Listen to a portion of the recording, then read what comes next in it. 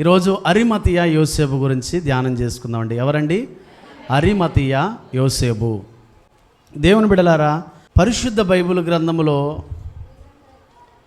సువార్తలలో ప్రాముఖ్యంగా ఒక సువార్తలో రాయబడిన ఒక విషయం మరొక సువార్తలో వ్రాయబడలేదు. కొన్ని ప్రాముఖ్యమైన విషయాలు మాత్రం 4 సువార్తల్లో కూడా రాయబడ్డాయి. విషయం ఏంటయ్యా అంటే, 4 సువార్తలలో ఒక విషయం రాయబడిందంటే ఆ విషయము ఎంత ప్రాముఖ్యమైనదో, ఆ సందర్భము ఎంత ముఖ్యమైనదో మనము గమనించాలి, గ్రహించాలి. బైబిల్లో ఉన్న ప్రతీదీ విలువైనదే కానీ మార్కు కానీ, మత్తయి కానీ, లూకా కానీ, యోహాను కానీ వీళ్ళ నలుగురు కూడా ఒక విషయాన్ని వాళ్ళు రాశారంటే ఆ విషయంలో ఎంతో విలువ ఉన్నది కాబట్టి, గొప్పతనం ఉన్నది కాబట్టి, అది ఖచ్చితంగా వ్రాయవలసిన విషయము కాబట్టి ఆనాటి సువార్తికులు ఆ విషయాన్ని రాశారు. దేవునికి స్తోత్రం. అంటే అరిమతియా యోసేపు గురించి మార్కు సువార్తలో ఉంది, మత్తయి సువార్తలో ఉంది, లూకాలో ఉంది, యోహానులో. 4 సువార్తల్లో కూడా అరిమతియా యోసేపు గురించి వ్రాయబడింది. మరి ఎంత గొప్ప వ్యక్తి కాకపోతే 4 సువార్తల్లో ఈ వ్యక్తిని గురించి రాశారో ఒకసారి మనము అర్థము చేసుకోవాలండి. దేవునికి స్తోత్రం. అయితే 4 సువార్తల్లో ఒక్కొక్క భక్తుడు ఏ విధంగా రాశాడు, ముందుగా టూకీగా 4 వచనాలు మీకు చూపించి ముందుకెళ్తా. మొట్టమొదటిగా మత్తయి ఏమంటున్నాడో చూద్దాం. మత్తయి సువార్త 27వ అధ్యాయము 57వ వచనం. యేసు శిష్యుడుగానున్న అరిమతియా యోసేపు అను ఒక ధనవంతుడు సాయంకాలమైనప్పుడు వచ్చి. దేవునికి స్తోత్రం. అరిమతియా యోసేపు గురించి మత్తయి సువార్త 27వ అధ్యాయము 57వ వచనంలో ఏముందంటే, ఈ అరిమతియా అనే ఆ వ్యక్తి అంట యేసు శిష్యుడు. దేవునికి స్తోత్రం. అంటే బహిరంగ శిష్యుడు కాదు, యేసుతో పాటు ప్రయాణం చేసిన శిష్యుడు కాదు. ఈయన రహస్యముగా ఉండి యేసయ్యను అనుసరిస్తున్న ఒక వ్యక్తి. ఈయన శిష్యుడు. రెండవది మత్తయి ఏమంటున్నాడంటే, ఇతడు ధనవంతుడు. దేవునికి స్తోత్రం. అంటే లోకములో మంచి పేరు ప్రఖ్యాతలు కలిగిన వ్యక్తి. అయితే గొప్ప విషయం ఏంటయ్యా అంటే, ఇక్కడ మీరు ఆలోచన చేసుకోండి ఒకసారి. యేసుక్రీస్తు ప్రభువారు చనిపోయిన తర్వాత, నీ కోసం ప్రాణాలు ఇస్తాం ప్రభువా, నువ్వు లేకపోతే బ్రతకలేం ప్రభువా, నువ్వే మా ఊపిరి, నువ్వే మా ఆధారం అన్న శిష్యులందరూ, వారి బంధువులు, వారి ఆప్తులు, వారి స్నేహితులందరూ పారిపోయారు. నీకోసం అవసరమైతే నా ప్రాణాన్ని ఇస్తాను ప్రభువా అన్న పేతురు కూడా పారిపోయాడు. కానీ ఈ యొక్క రహస్య శిష్యుడైన అరిమతియా అనే మాట ఎందుకు వచ్చిందంటే, యెరూషలేముకి కొద్దిగా దూరములో ఉన్న ప్రాంతమే అరిమతియా. అంటే దానికి చరిత్ర ఆధారాలు ఏమున్నాయా అని నేను కొద్దిగా గమనిస్తే, అదొక కొండ ప్రాంతంలో, ఒక అడవిలో, కొండ ప్రాంతంలో యెరూషలేముకు దగ్గరలో ఉన్న ఒక అడవిలో ఉన్న చిన్న గ్రామము, చిన్న ప్రాంతము. అందుకే ఆ ప్రాంతానికి సంబంధించిన వాడు కాబట్టి అరిమతియా యోసేపు అనే పేరు అతనికి కలిగింది. ఇప్పుడు మార్కు ఏమంటున్నాడో చూద్దాం. మార్కు సువార్త 15వ అధ్యాయము, జస్ట్ మీకు తెలియడం కోసం అందరూ చూడండి. మార్కు సువార్త 15వ అధ్యాయము 43వ వచనము. గనుక సాయంకాలమైనప్పుడు అరిమతియా యోసేపు తెగించి పిలాతునొద్దకు వెళ్ళి యేసు దేహమును తనకిమ్మని అడిగెను. అతడు ఘనత వహించిన ఒక సభ్యుడై దేవుని రాజ్యము కొరకు ఎదురు చూచువాడు. దేవునికి స్తోత్రం. హల్లెలూయా. మత్తయి సువార్తలో ఏముంది? అతను ధనవంతుడు, యేసు ప్రభు శిష్యుని ఉంది. మార్కు సువార్తలో ఏముంది? ఆయన ఘనత వహించిన ఒక సభ్యుడని. రెండవది, ఆయన దేవుని రాజ్యము కోసము ఎదురు చూచువాడు. దేవునికి స్తోత్రం, దేవునికి స్తోత్రం. ఇక్కడ ఏమంటున్నాడంటే, ముందుగా బైబిలు గ్రంథంలో మార్కు సువార్త ముందుగా రాయబడిందండి. క్రీస్తు శకము 55 నుండి 65 సంవత్సరాల లోపు మార్కు సువార్త రాయబడింది. క్రీస్తు శకము 55వ సంవత్సరం నుండి 65వ సంవత్సరం లోపు మార్కు సువార్త రాయబడింది. మత్తయి సువార్త ఎప్పుడు రాయబడిందంటే క్రీస్తు శకము 58వ సంవత్సరం నుండి 68వ సంవత్సరంలో రాయబడింది. అంటే మార్కు సువార్తికుడు ఏమంటున్నాడంటే తెగించి. ఏంటంట? తెగించి. థ్రెడ్ ఉంది ఆయనకి. ఆనాడు అరిమతయ యోసేపు కూడా, ఎందుకో తెలుసా, ఈయనకొక ఉరుంది, ఈయనకొక అపాయం ఉంది. ఏంటంటే ఈ విషయం గనక ప్రధాన యాజకులకు తెలిస్తే, యాజకులకు తెలిస్తే, పరిసయ్యులకు గనక తెలిస్తే ఖచ్చితంగా ఇతనికి శిక్ష వేస్తారు, ఏదో ఒక రకంగా ఇబ్బంది పెడతారు. అందుకన్నాడు తెగించి. దేవునికి స్తోత్రం. ఏంటంట? తెగించి. ఇతని గురించి ఎంత గొప్ప మాటలు ఉన్నాయంటే, యేసు ప్రభు శిష్యుడంట, ధనవంతుడంట, ఘనత వహించిన ఒక సభ్యుడంట, దేవుని రాజ్యము కోసం ఎదురు చూచేవాడు. దేవునికి స్తోత్రం. మరి నువ్వు దేవుని రాజ్యం కోసం ఎదురు చూస్తున్నావా? ప్రియ సహోదరుడా, సహోదరి, దేవుని రాజ్యంలోనికి వెళ్ళాలని ఆశపడుతున్నావా? అసలు దేవుని రాజ్యము గురించిన అవగాహన నీ మస్తిష్కములో ఉన్నదా? ఆలోచన చేసుకోండి. మరి లోకా ఏముంటున్నాడో చూడండి. లోకా సువార్త అది కూడా చూడాలిగా. మరి 23వ అధ్యాయము చూడండి, 4 సువార్తల్లో రాశారండి. లోకా 23:50. అరిమతియాను యూదుల పట్టణపు సభ్యుడైన యోసేపు అని ఒకడుండెను. అతడు సజ్జనుడును నీతిమంతుడనయుండి వారి ఆలోచనలకును వారు చేసిన పనికిని సమ్మతింపక దేవుని రాజ్యము కొరకు కనిపెట్టుకొనుచుండినవాడు. దేవునికి స్తోత్రం. లోకా ఏమని రాస్తున్నాడు? సజ్జనుడు, గుడ్ మ్యాన్. ఇంగ్లీష్ బైబిల్ ఏమందంటే గుడ్ మ్యాన్. సజ్జనుడు అంటే మంచివాడు. నీతిమంతుడు, రైచియస్నెస్. ఆయన నీతిమంతుడుగా మంచివాడుగా ఉండి, ఇక్కడ కూడా లోకా చెప్తున్నాడు దేవుని రాజ్యము కొరకు కనిపెట్టుచుండినవాడు, లేదంటే ఎదురు చూస్తున్నవాడు. ఎన్ని గొప్ప గొప్ప పేర్లు చెప్తున్నారండి సువార్థికులు. ఆయన ఏంటో మత్తయి ఏమన్నాడు? ఆయన యేసు ప్రభు శిష్యుడు, ధనవంతుడు అన్నాడు. మార్కు ఏమన్నాడు? ఆయన ఘనత వహించిన ఒక సభ్యుడు అన్నాడు, దేవుని రాజ్యం కొరకు. లోకా ఏమంటున్నాడు?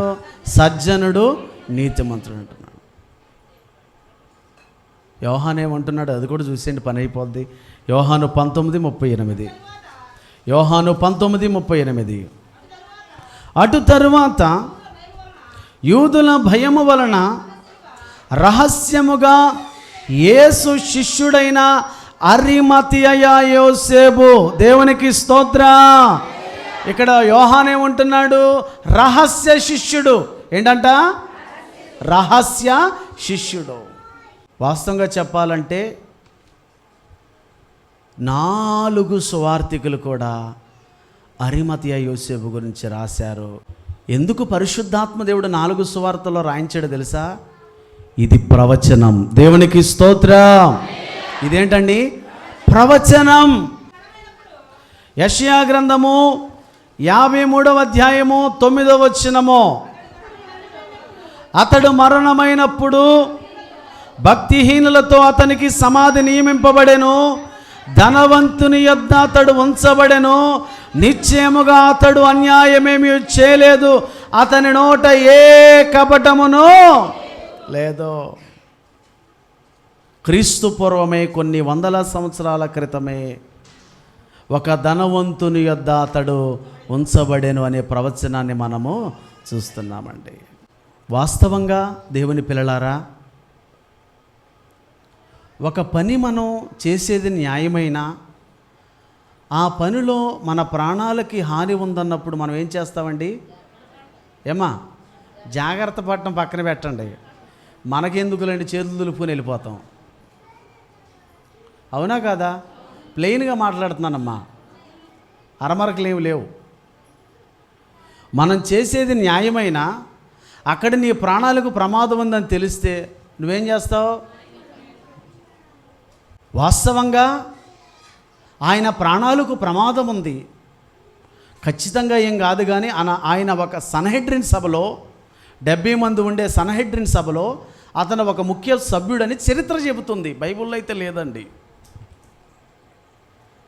సన్హెడ్రిన్ సభలో 70 మంది ఉండే సన్హెడ్రిన్ సభలో ఆయన ఒక ముఖ్య సభ్యుడని చరిత్ర చెబుతుంది. అంటే ఉదాహరణకి ఆలోచన చేస్తే యేసు ప్రభు మరణానికి 69 ఓకే అంటే ఏంటమ్మా? వినాలండి. యేసు ప్రభు మరణానికి 69 సభ్యులు ఓకే అంటే అరిమతయి యోసేపు ఏమన్నాడు? నో అన్నాడు. సామాన్యంగా మన మనసు ఎలా ఉంటుందంటే 69 ఓకే అంటే నువ్వు కూడా ఏం చేస్తావు? ఎందుకంటే నువ్వంతా త్యాగము చేయలేక, ఎందుకు వచ్చిన గొడవలే, ఎందుకు వచ్చిన రాధాంతంలే, మనకంత అవసరమా? కానీ విషయం ఏంటంటే 69 సభ్యులు ఓకే అంటే యేసయ్య మరణానికి అరిమతయి యోసేపు నో అన్నాడండి. బైబిలు గ్రంథంలో అయితే రాయబడలేదు, కానీ అరిమతయి యోసేపు పిలాతు దగ్గరికి వెళ్ళి తెగించి యేసు దేహమును తనకిమ్మని అడిగిన సందర్భములో ప్రధాన యాజకులు పరిసయ్యులు వీళ్ళందరూ కలిసి ఒక జైల్లో ఆయన పెట్టారంటండి. జైల్లో పెట్టి దానికి తాళం వేసి దానికి ముద్రను వేసినప్పుడు యేసయ్య పునరుద్ధానుడై తిరిగి లేచిన తర్వాత వేసిన గేట్లు వేసినట్టే ఉన్నాయి, వేసిన తాళం వేసినట్లే ఉంది, అతను మాత్రం జైల్లో లేడు. కానీ చరిత్ర ఏం చెప్తుందంటే క్రీస్తు శకం 45వ సంవత్సరం. ఎప్పుడండి? క్రీస్తు శకము 45వ సంవత్సరంలో బ్రిటన్ ప్రాంతంలో, ఏంటండి? బ్రిటన్ ప్రాంతంలో ఆయన సువార్తను ప్రకటించి 86వ సంవత్సరంలో చనిపోయాడంట. ఎప్పుడండి? తనకు 86వ సంవత్సరాలు ఉన్నప్పుడు అతను చనిపోతేనంట. చూడండమ్మా, నన్ను ఘనపరుచు వారిని, ఎక్కడుంది? సమూయేలు మొదటి గ్రంథము చూడండి ఒకసారి. సమూయేలు మొదటి గ్రంథము 2వ అధ్యాయం 30వ వచనం. అది నన్ను ఘనపరుచు వారిని, మరొకసారి మాట అందరూ చదవాలి, నన్ను ఘనపరుచు వారిని. యేసయ్య దేహాన్ని ఆయన ఏం చేశాడు? చెప్పాలి. ఎవ్వడికి దేవుని బిడ్డలారా పట్టింపే లేదండి, భారమే లేదండి, బాధ్యతే లేదండి.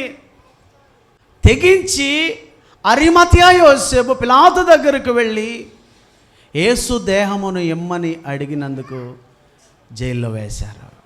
The most right reverend Govada దైవాశీర్వాదం తండ్రుల వారు అరిమతయి యోసేపు గురించి రాస్తుంటండి. అమ్మా చక్కగా వినాలి మీరు. యేసయ్యనంట నికోదేము అరిమతయి యోసేపు. ఎవరండి? నికోదేము. ఒక పసిపిల్లవాడికి మేకు దిగితే, అమ్మ వింటున్నారా? ఒక పసిపిల్లవాడికి మేకు దిగితే దాన్ని ఎలా లాగుతాం? ఏమా? ఎందుకంటే పిల్లోడికి నొప్పి. అలా అంట సిలువుకెక్కంట యేసయ్యను దించేటప్పుడు ఆ మేకులంట పసి పిల్లవాడు గనక ఏడిస్తే ఎంత బాధపడతాడో అలాగా ఆ మేకులను తీశారంటండి. గట్టిగా చప్పట్లు కొట్టండి, కొట్టాలి గట్టిగా చప్పట్లు. వాస్తవంగా యేసయ్య చనిపోయాడు, అప్పటికే. కానీ దేవుని బిడ్డలారా, వారికి యేసయ్య మీద ఉన్న ప్రేమ ఎంత ఉన్నతమైనదో చూడండి. పసిపిల్లవాడి యొక్క చేతుల్లో కాళ్ళల్లో మేకు దిగితే అమ్మో వాడికి ఇది గుచ్చుకుంటుందేమని ఎంత మెల్లగా లాగుతామో, అలా మేకులు లాగంట యేసయ్యను తమ బాహువుల మీద వేసుకున్నారంట. ఎక్కడండి? బాహువుల మీద. ఎక్కడ? భుజాల మీద. దేవుని బిడ్డలారా, యేసయ్యను ప్రేమించడం అంటే దేవుని బిడ్డలారా ఏదో మానకుండా గుడికి రావటం కాదు. యేసయ్యను ప్రేమించడం అంటే ఏంటో తెలుసా? యేసయ్య చెప్పినట్టు చేయటం. దేవునికి స్తోత్రం, హల్లెలూయా. వాక్యానుసారంగా నడవటమే యేసయ్యను ప్రేమించినట్లు, అంతే. వేరే ఆప్షన్ ఏది లేదు. కాళ్ళలో ఉన్న మేకును, చేతులలో ఉన్న 2 మేకులను తీసి నెమ్మదిగా ముళ్ళ కిరీటాన్ని తీసి వారి బాహువుల మీద పెట్టుకొని కిందకి దించి నారబట్ట చుట్టి సుగంధ ద్రవ్యాలు పూసి, అరిమతయ యోసేపు తాను చచ్చిపోతే తన శవాన్ని పెట్టుకోవడం కోసం ఏర్పాటు చేసుకున్న ఆ సమాధిలో యేసయ్యను పెట్టాడు. ఎందుకంటే ఆనాటి సమయంలో ధనవంతులే సొంతంగా రాతిని సమాధులుగా తొలిపించుకునేవాళ్ళంట. కేవలం ధనవంతులు మాత్రమే. తన కోసం ఏర్పాటు చేసిన ఆ తొలిచిన రాతి సమాధిలో యేసయ్యను చక్కగా పెట్టాడండి. గౌరవంగా, అఫీషియల్గా, ఆనరబుల్గా దేవుని బిడ్డలారా యేసయ్యను అరిమతయ యోసేపు భూస్థాపన లేదంటే ఆ సమాధి కార్యక్రమాన్ని చాలా గౌరవంగా చేయాలి.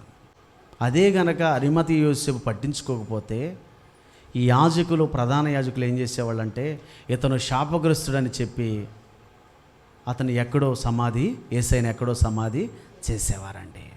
చాలా గౌరవంగా. ఎందుకంటే యెషయా గ్రంథం 53వ అధ్యాయం 9వ వచనంలోని యెషయా ప్రవచిస్తున్నాడు, అతడు ఒక ధనవంతుని యొద్ద ఉంచబడెను.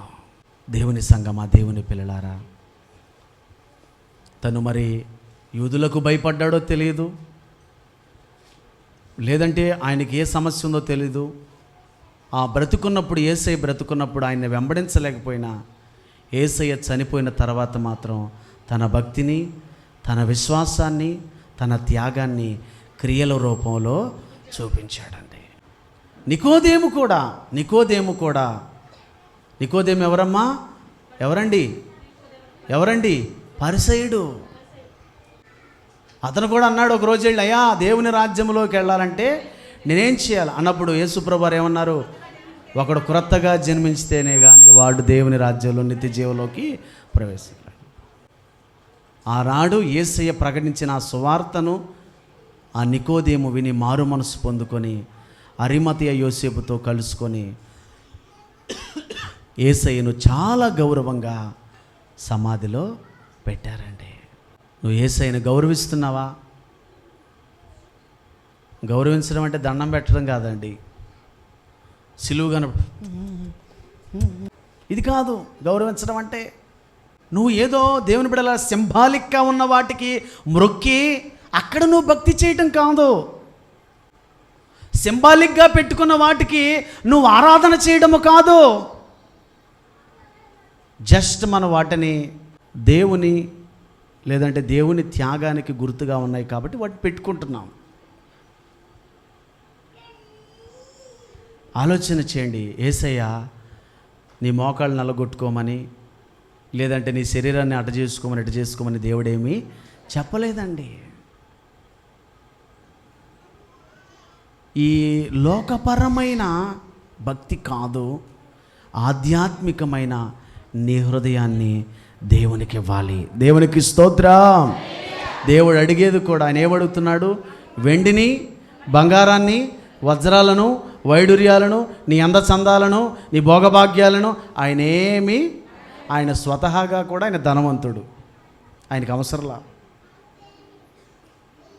అరిమతయ యోసేపు తన హృదయాన్ని దేవునికి ఇచ్చాడు. దేవునికి స్తోత్రం, దేవునికి స్తోత్రం. దేవుని రాజ్యము కోసం ఎదురు చూచాడు, కనిపెట్టాడు, నీతిమంతుడుగా ఉన్నాడు, సజ్జనుడుగా ఉన్నాడు. రహస్య శిష్యుడిగా ఉన్నాడు, తెగించి పిలాతు దగ్గరికి వెళ్ళాడు. తనకు ప్రాణహాని ఉందని తెలిసిరా వెనుకాడలేదు. కాబట్టి యేసయ్య పునరుద్ధానము చెందిన తర్వాత వేసిన తాళం వేసే ఉంది, ఆ తాళానికి లేదంటే కొట్టిన ముద్ర అలాగే ఉంది. కానీ అరిమతయ యోసేపు మాత్రం ఆ జైల్లో లేడా. చరిత్ర ఏం చెప్తున్న, ఆది అపోస్తులతో కలుసుకొని బ్రిటన్ ప్రాంతానికి వెళ్ళి సువార్తను ప్రకటిస్తే గొప్ప విషయం ఏంటో తెలుసా అండి? 6 రాజులు, ఎవరండి? 6 రాజులంట అరిమతయ యోసేపు చనిపోతే ఆయనకి సమాధి కార్యక్రమం చేశారంట. ఎంతమంది అండి అమ్మా? ఎంతమంది అమ్మా? యేసయ్య కోసం తన ప్రాణాన్ని తెగించి యేసయ్యను తన సమాధిలో పెట్టుకుంటే క్రీస్తు శకం 45వ సంవత్సరం అరిమతయ యోసేపుకు 86 సంవత్సరాల వయసులో 6 రాజులు ఆయన సమాధి కార్యక్రమాన్ని చేశారు. నన్ను గణపరచు వారిని నేను గణపరుస్తాను. దేవుని బిడ్డలారా, దేవుని సంగమా, నేను ఎక్కువసేపు చెప్పడానికి ఇష్టపడట్లేదు, కానీ అరిమతయ యోసేపు వంటి విశ్వాసం, అరిమతయ యోసేపు వంటి త్యాగపూరితమైన జీవితం నీకున్నదా? యేసయ్య కోసం, నశించిపోతున్న ఆత్మల కోసం కనీసం తెల్లవారుజాములేసి 1 గంట ప్రార్థన చేయగలుగుతున్నావా? అది చాలండి. నువ్వు 1 గంట వేకువజామున లేచి 1 గంట నశించిపోతున్న ఆత్మల కోసం నువ్వు ప్రార్థన చేయగలిగితే నువ్వెంతో దీవించబడతావు. వాళ్ళందరూ వారి జీవితాలు త్యాగము చేసి యేసయ్య సమాధిని ఎంతో గౌరవంగా చేశారండి. రాయిని కూడా పొర్లించారంట. 5 టన్నులు బరువైన రాయి అంటండి. అది ఎన్ని టన్నులండి? 5,000 కేజీలు కరిగిన పెద్ద రాయినంట అరిమతయ యోసేపు అంట యేసయ్య సమాధికి అడ్డంగా పెట్టాడంటండి. నేను ముగింపులోకి వస్తున్నాను దేవుని బిడ్డలారా. అయితే ఒక మాట చదవండి, మత్తయి సువార్త 6వ అధ్యాయము 33వ వచనం. కాబట్టి మీరు ఆయన రాజ్యమును నీతిని మొదట వెదకండి. దేవునికి స్తోత్రం. హల్లెలూయా, హల్లెలూయా, హల్లెలూయా. ఏం వెతకాలయ్య గారు? అక్కడెక్కడ వజ్రాలు ఎదుగుతున్నారంట. తెలుసండి మీకు? ఏం ఎదుగుతున్నారమ్మా? వజ్రాలు. ఒక వజ్రం దొరికితే కోట్లే. ఉదయం నుంచి సాయంత్రం వరకు కొంతమంది అయితే కూలి పనుల వాళ్ళు కూడా పెట్టుకొని వజ్రాలు ఏరుతున్నారంటండి. కూలికి కూడా మనుషులు పెట్టుకొని వజ్రాలు ఏరేస్తున్నారంట. కానీ ఎంత ప్రయాసపడిన మట్టే, కానీ మట్టిలో వజ్రాలు మాత్రం లేవు. కానీ యేసయ్య ఏమంటున్నాడు తెలుసా? మొదట నా రాజ్యాన్ని, నా నీతిని వెతకండి. అది శాశ్వతమైనది. ఎందుకో తెలుసా? మనం ఈ లోకంలో బ్రతికేది కొన్ని సంవత్సరాలే, గుర్తుంచుకోండి. దేవునికి స్తోత్రం. కొన్ని సంవత్సరాలేనండి. ఒకవేళ మంచి ఆరోగ్యం అంటే ఒక 70, ఒక 80, ఒకవేళ ఇంకేసుకుంటే 90 సంవత్సరాలు. ఇంకా మంచిగా షుగరు, బీపీ, థైరాయిడ్ ఇవన్నీ రాకుండా ఉంటే 100 వేసుకోండి. కలకాలం బతుకుతామా? అందుకే కలకాలం కాకిలాగా బతికే కంటే హంసలాగా, అంటే సాక్ష్యం కలిగి ఒక 50 సంవత్సరాలు బ్రతికినా చాలు. దేవుని బిడ్డలారా, ఆయన రాజ్యాన్ని, ఆయన నీతిని వెతకాలి. చదవద్దండి, నోటితో చెప్పేస్తా. మార్కు సువార్త 1వ అధ్యాయంలో కూడా యేసయ్య తన రాజ్య సువార్తలో మొదటికన్నాడు, పరలోక రాజ్యము సమీపించి ఉన్నది. దేవునికి స్తోత్రం. దేవుని రాజ్యము సమీపించి ఉన్నది. మారు మనస్సు పొంది సువార్తను నమ్మండి. కాలము సంపూర్ణమైపోతుంది. ఏమండి, ఈరోజు న్యూస్ చూసారా మీరు? మయన్మార్లో, థాయిలాండ్లో, బ్యాంకాక్లో భూకంపం వచ్చిందండి. 3 ప్రాంతాల్లో, థాయిలాండ్, బ్యాంకాక్, ఇంకోటి ఏంటండి మయన్మార్. రెక్టర్ స్కేల్ మీద 6.7, రెక్టర్ స్కేల్ మీద 7.7. శవాలు గల్లంతయ్యాయి. మనకేం తెలియట్లా. దేవుని రాజ్యం సమయానికి లేదంటే రెండవ రాకడ సమయానికి భూకంపాలు వస్తాయి. రాజ్యం మీదకి రాజ్యం. క్రైస్తవులను ద్వేషిస్తారు, క్రైస్తవులను చంపుతారు. అయినా మీరు నెమ్మది కలిగి ఉండండి, మీ ఓర్పుతో మీ ప్రాణములను దక్కించుకోండి. ఇప్పుడు అలా ఉందా లేదా? భూకంపాలు చూస్తున్నామా లేదా? యుద్ధాలు చూస్తున్నామా లేదా? క్రైస్తవులను ద్వేషించడం చూస్తున్నామా లేదా? ఒక అతను దేవుని బిడ్డలారా ఒక కామెంట్ పెట్టాడండి, మాకు మా యేసయ్య తప్ప మాకు న్యాయం తీర్చేవారు ఎవరు లేరు. బా, ఎంత గొప్ప కామెంట్ అండి. మాకు మా యేసయ్య తప్ప మాకు న్యాయం తీర్చేవారు ఎవరు లేరు. నువ్వేం చేయగలవు? ఆల్రెడీ ఇజ్రాయేల్కి పాలస్తీనాకి యుద్ధం జరుగుతుంది, రష్యా ఉక్రెయిన్లకు జరుగుతుంది. అలాగే దేవుని బిడ్డలు ఇంకా చూస్తే ఆ చైనా దేశము దేవుని బిడ్డలారా ఇంకా అనేక దేశాల మీదకు యుద్ధానికి ఉవ్విళ్ళూరుతుంది. ఇలా ఎక్కడ చూసినా భయంకరమైన పరిస్థితుల్లో నేటి ప్రపంచం ఉన్నది. దేవునికి స్తోత్ర. రాకడ వచ్చే సమయానికి మనం బ్రతుకుంటామో లేదో తెలియదండి, కానీ మనకి మరణం రావటం మాత్రం సత్యం. పెద్దలు అందుకే అన్నారు, దీపం ఉండగానే చక్కబెట్టుకో. యేసయ్య ఎప్పుడు ఇతరుల మీదే ఆధారపడ్డాడండి. చూడండి అమ్మా, ఇతరుల మీదే.